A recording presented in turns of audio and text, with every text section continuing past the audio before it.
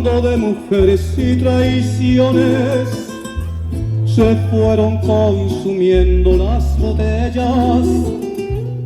Pidieron que cantara mis canciones y yo canté unas dos en contra de ellas. De pronto que se acerca un caballero, su pelo ya pintaba algunas canas. Me dijo, le suplico compañero, que no hable en mi presencia de las damas.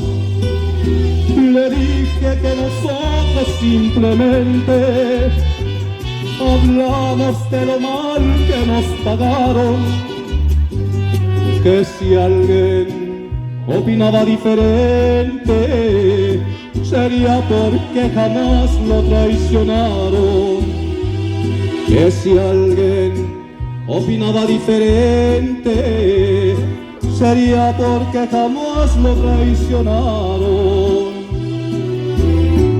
Con todo el cariño de Pepe Rivas para esta bella gente que está esta tarde acá, esta tarde de día domingo.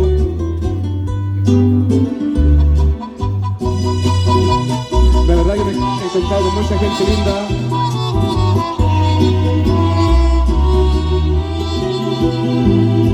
Me dijo, yo soy uno de los seres que más ha soportado los fracasos, y siempre me dejaron las mujeres llorando y con el alma hecha a pedazos.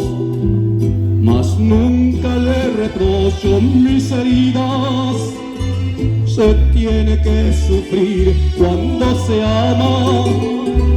Las horas más hermosas de mi vida las he pasado al lado de una dama.